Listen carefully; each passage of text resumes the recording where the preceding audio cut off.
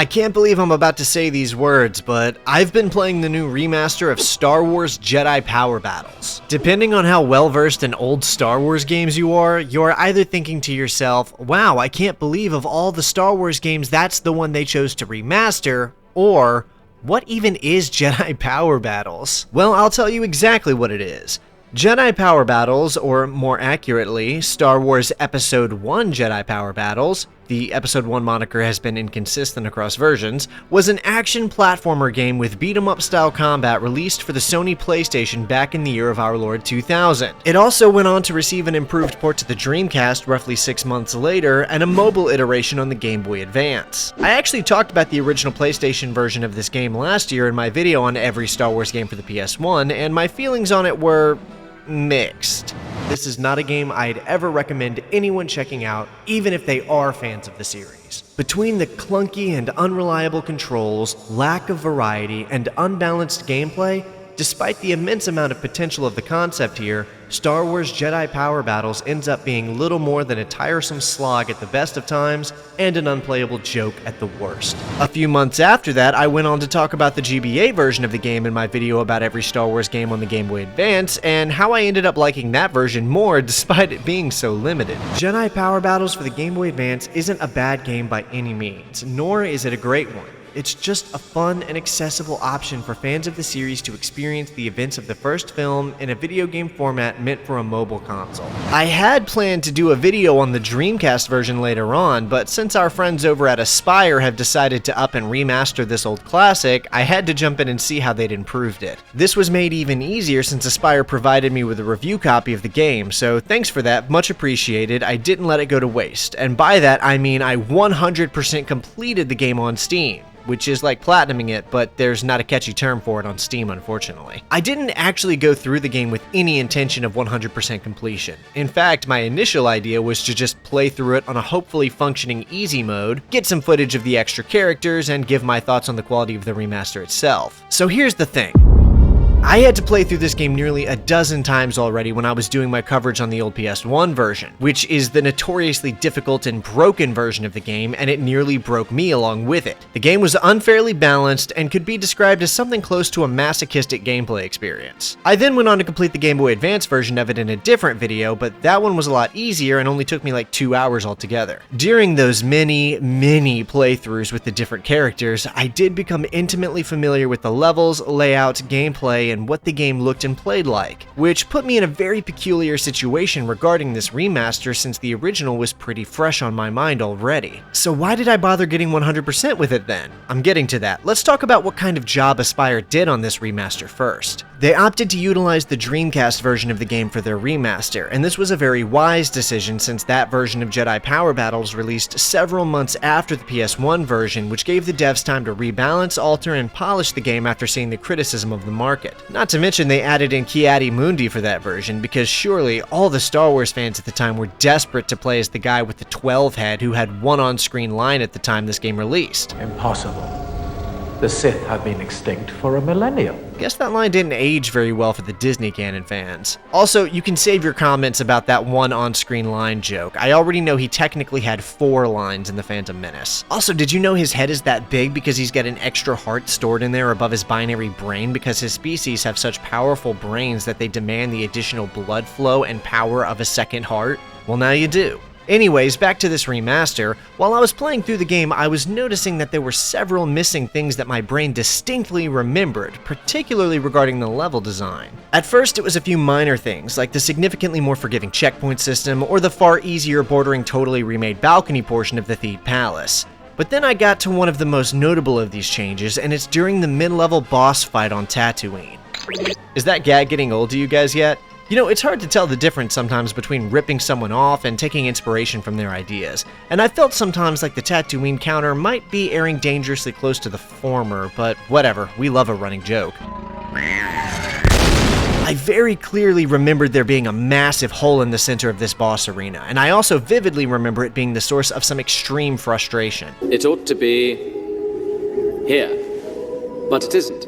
At first I was taken aback. I figured there was no way Aspyr would make such drastic changes to the game like this, even if they were beneficial. And, well, they wouldn't. I said earlier that I'd played the PS1 version but not the Dreamcast one, and there's some pretty major differences between those two ports that drastically alters the difficulty. This boss arena is one of them. That said, let's talk about the actual remaster itself. It's pretty good, actually. About as good as I think could reasonably be expected of a remaster.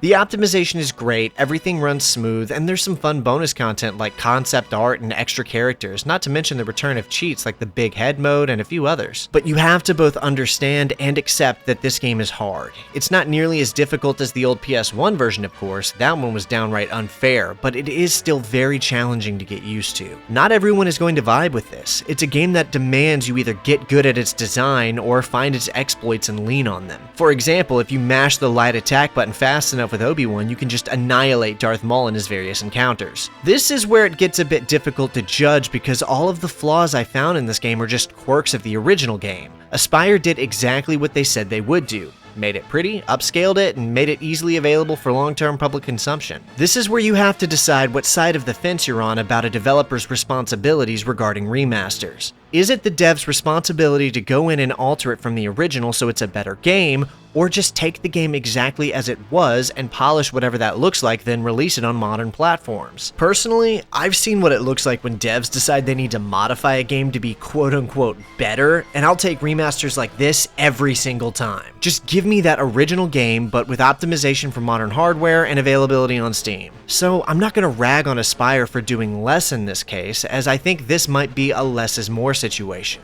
I played the game on an Xbox One controller, and it played as expected, if not better. Movement was smooth, attacks and jumps felt more responsive than they did on the PS1 for sure, and overall, I'd call this the best way to experience the game by far. The combat is some of the most by-the-book, beat-em-up platforming gameplay I think you could imagine. I mean, it's all obviously far too complex to have been seen on an arcade machine, but it definitely gives off the same vibes as those old arcade beat-em-ups, if that makes sense. The platforming isn't that hard here either. I mean, it felt way harder on the PS1 version, so here I just call it challenging. And the game even includes these little training challenges for you to play through so you can refine your platforming and combat skills, which is super nice. I liked this a lot. Oh yeah, and there's a 1v1 versus mode, which is super cool. There are very few real Star Wars fighting games out there, and with the inclusion of this mode, Jedi Power Battles can now be considered a certified Star Wars fighting game. When you put all of this together, what I think you end up with is a simple video game with a lot of potential for either fun or frustration. Depending on the type of person you are and the circumstance in which you play it, you'll either have a good time or a bad one. Sitting back on a weekend evening and playing through it with a friend is a recipe for enjoying Jedi Power Battles, but going through it solo after a long day is probably not a very good idea. However, pretty much all of that is just due to how the game is, and is not a consequence of anything Aspyr did with the remaster.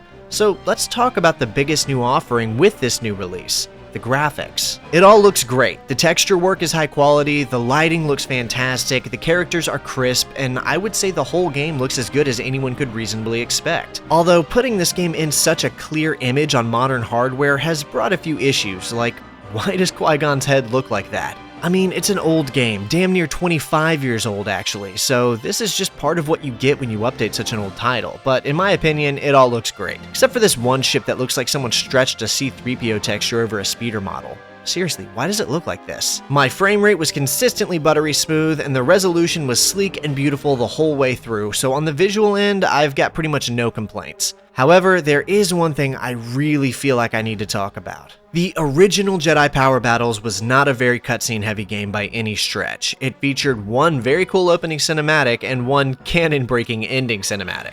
The only exception to this is a little over halfway through between levels 7 and 8 where one pre-rendered cutscene plays to whichever character you selected, walking through the streets of Theed as they deflect a series of blaster shots before acquiring a stap which you then use in the next mission. The neat thing about this is that the game shows whichever character you selected performing this action.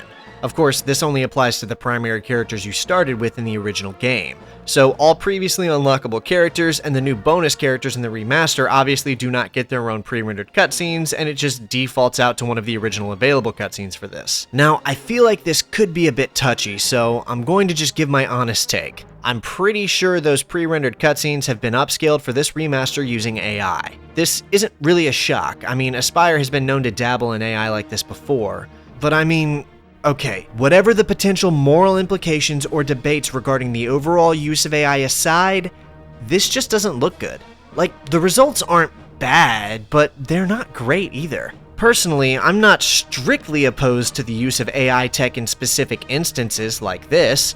Well, actually, in a perfect world, I am very much opposed to the very existence of AI and everything that comes from it, but realistically, down here in the real world where we all know AI is not going anywhere, I'd like to think there's a future where old pre-rendered cutscenes exactly like these could maybe be given new life by utilizing such technology in an ethical way. There's thousands of beautiful and artful old cinematics like these that otherwise stand no chance of being cleaned up or upscaled. That being said, this instance of AI upscaling is not high quality enough that I would consider it worthy of being shipped with a $20 remaster. It actually just looks kinda meh.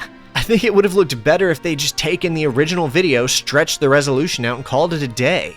In fact, let's run a quick comparison.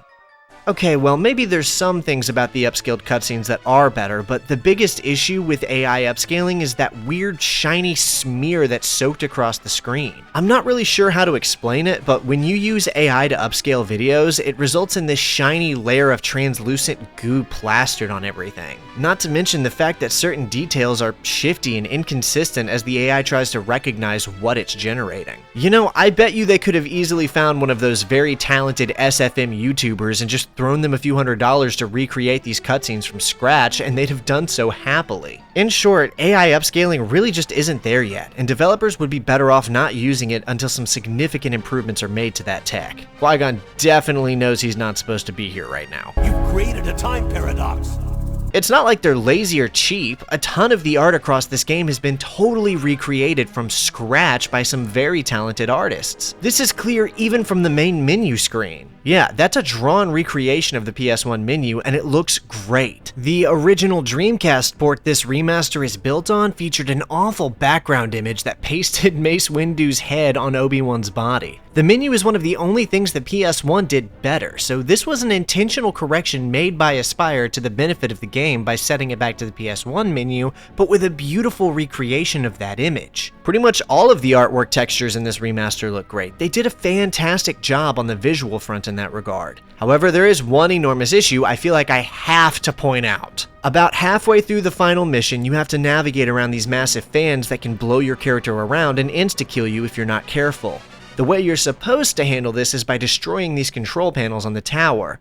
There's 3 of these above every fan, and you have to destroy them all, and there's quite a few of them here. Although all of these textures look fantastic, the fan control panels don't change texture to reflect damage. See, I had to play this last mission multiple times less than a year ago. I'm talking probably close to a dozen times, and because of that, my brain had the way to play this section down to a memory reflex. So without even thinking, I started whacking these fan control panels, but the thing is, they didn't register any change. In the original PS1 version of the game, they exploded and reflected the fact that they'd been destroyed, but this time around, they just emit a little smoke and don't change. This could be very problematic for newer players who don't know what to do with this part, or even people who haven't played the game in years and may have forgotten about doing this. Now, I need to point out that this is absolutely not Aspyr's fault. This is exactly how it was in the Dreamcast version. The devs just forgot to polish that little detail before the Dreamcast port released. So if anyone from Aspyr is watching, I would seriously encourage you to patch this somehow. These panels need to change texture to reflect their destroyed state for the good of the player's experience. Again, the way that it is actually does honor how the Dreamcast version of the game was, but if it's at all possible to correct this minor detail, I really do think it would improve the game significantly for first-time players. Another difference between the PS1 and Dreamcast versions is that the easy mode didn't work on the PS1 version, so the mode I was so familiar with was the harder Jedi mode difficulty. Well, it turns out on the functioning easy mode, these end-level light panels just change on a timer, which is fine. I mean, it honors the film and everything. This is great, no problem. On my first playthrough of this remaster, I just figured this was another improvement over the PS1 version where players had to navigate these corridors in a hyper-specific way to slowly deactivate the shields. That sucked, but I still did have that route sort of memorized. But when I realized that I wouldn't need it anymore, I just dropped it out of my brain. Then I played through this end mission a few times on easy mode with different characters, and it was great, no problem. Then, when I upped the game's difficulty to play on Jedi mode and got to this part, I faced the shocking realization that although I could sort of remember the route that night before, I had seemingly wiped it from my memory after gaslighting myself into believing I wouldn't need that information anymore, and now I had to relearn the pattern, and it sucks, and I'm not happy about it.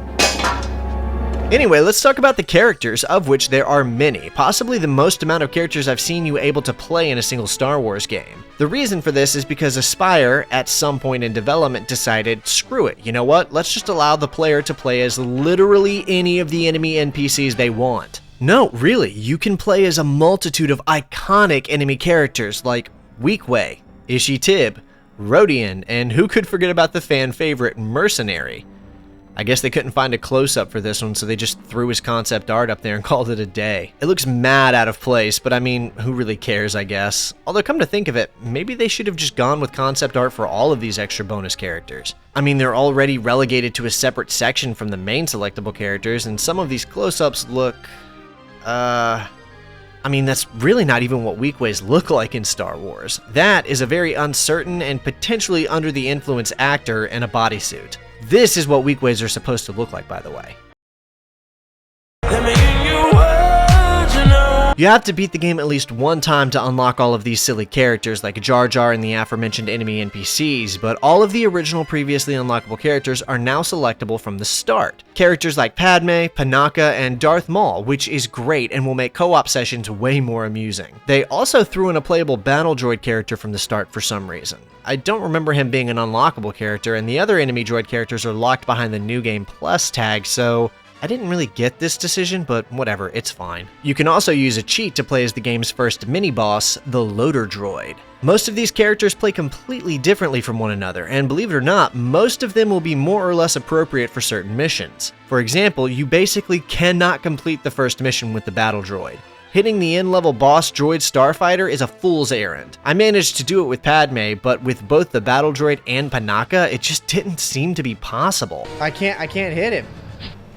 The Jedi characters are all pretty good, but some are definitely easier to use than others. Obi-Wan and Mace Windu, for example, are probably two of the best in terms of how easy they are to use. Adigalia and Ki-Adi-Mundi are pretty good too, although not quite as good as Obi-Wan or Mace. Qui-Gon and Plo Koon, on the other hand, are both much more complicated to master and feel almost useless until you've leveled up their abilities a bit more, and that sucks because Qui-Gon is one of my favorite Star Wars characters, so him being one of the less fun ones to play is a shame. Darth Maul is great though, very easy and fun to use, but I mean, of course he is. There is a brilliantly fun selection of characters to choose from here, and when you take into account the fact that this game was absolutely designed with co-op play in mind, the vision of how to make it fun becomes a little more clear. Should I talk about the bonus missions? I guess I should, though there's not much to them. You've got the Droidekas mission, where you play as you guessed it, Droideka, and roll around part of the Theed Palace killing as many Naboo pilots as you can, and then game-ending Qui-Gon, Obi-Wan, and Mace Windu as the end-level bosses. It was probably a lot more novel as a fun little unlockable back in the day before you could just play any level as a Droideka, but I still had fun with it. Then you've got the Kadu race, which... it's a button-mashing minigame. You just button-mash your way to the finish line, and it's harder than it looks actually. I had to swap through my keyboard to beat this one. I wasn't able to unlock Gungan Roundup in my previous coverage of this game since collecting all of the stupid artifacts across each mission on the PS1 version would have been a nightmare, so this one was new to me. Upon playing it for the first time, I realized I wasn't missing much because it sucks. You just zap Jar Jar 3 times in a row and send him into the enemy goal, and you win. Then, lastly, you've got the Survival Challenge, where you select any character you want and try to eliminate 100 enemies without dying, and oh, I'll get to that one. When I wrapped up with the game, I realized that I've played so much Jedi Power Battles at this point that I could probably draw a rough diagram of the layout of any given level from this game and be within the realm of 75% accuracy. It's not even like a form of torture, but more like a test of sheer endurance and willpower. Now look, I'm not a speedrunner, not by any stretch, but after going through these levels so many times at this point, I think I started to taste the masochistic psychosis state that said speedrunners enter after pouring so much time into one game. I knew each level intimately and felt beyond confident that I could completely eradicate this game's available achievements in 2 solid gameplay sessions, and that's exactly what I did. See, it got personal. This version of Jedi Power Battles was nothing compared to the PS1 port. That version really is a form of torture, but this one, easier than sleeping by comparison. So I said to myself that I may as well lean in and make it worth my time, especially since the achievements aren't even that hard to get. Besides, since I didn't get my review copy of the game until the day it was already out, I had already lost that race before it ever started, and having 100%ed the game would make the video more interesting anyway. So I did it, and it went smoothly for the most part. When all was said and done, I checked to see I'd poured 13.5 hours into the game, which doesn't seem like a lot at first or when compared to other games, but this particular game only takes roughly 4 hours to complete if you're relatively good at video games already. But I beat each mission multiple different times to get footage with different characters, learn their playstyles, compare differences, and of course, collect all of the achievements. Honestly, the only real issue I had to overcome in all of this was beating that final survival challenge mission. That one is brutal and accounted for over an hour and 40 minutes of my playtime just by itself. You only get 4 power-ups and only one of them heals you, and the way the rocket enemies drop in and the droidekas just spam you with lasers, it's insane. It's torture. But other than that one mission, after having played the PS1 version, this one was nothing but a good time in comparison. It's still got its handful of cheap tricks and retro game nonsense, but for the most part, each level can be easily overcome with a healthy implementation of learning the level layout and mastering the controls. There is still that one major question, however, regarding the remaster. Is it worth the $20 they're charging for it? And the answer is, I'd say, maybe? Ultimately, that's going to depend a lot on your personal taste in video games, but even then, $20 feels like a lot to pay for Jedi Power Battles. The game itself is great, it's fun, it's a good time, but I say all of that wrapped within the context of what the game itself actually is. A mindless, arcade-like beat-em-up with a Star Wars coat of paint. Although I've seen a few people attacking this remaster already as being terrible, so my saying it was a good time might just be that Stockholm syndrome kicking in. I mean, there's no real story or dialogue save a few lines here and there, and even those don't really mean anything. The levels are admittedly themed around being a loose adaptation of the events in The Phantom Menace, but it's far from resembling anything I'd call faithful to those events. Remember that time in the film the underworld thug leader showed up on Coruscant set to his own original hip-hop music?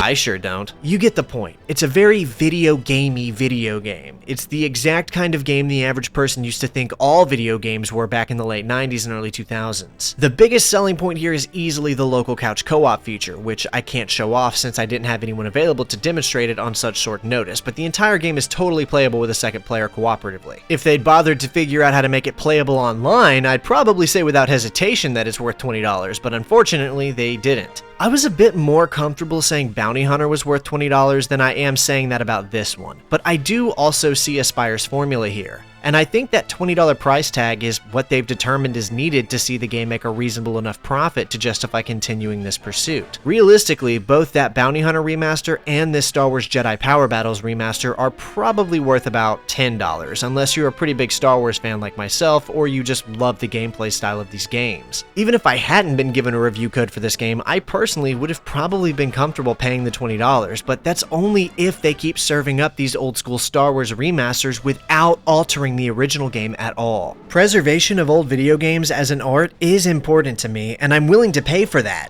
But if they start removing or altering content within these games for any reason, I'm out. I'm not going to suggest they might be worth any price tag. These aren't Night Dive level remasters anyway, but they're the next best thing, and I'll take this over something like the Dead Rising remaster any day. Whatever, it's done. I've played through and talked in depth now about the PS1 version, the Game Boy Advance version, and since this remaster is literally just a polished up port of the Dreamcast version, I've beaten that one now too. And not just beaten it, 100% completed it. I've collected all of the Infinity Stones of the Star Wars Jedi Power Battles Gauntlet. That's it. I'm done with Jedi Power Battles. There's nothing else left for me to talk about. Ugh.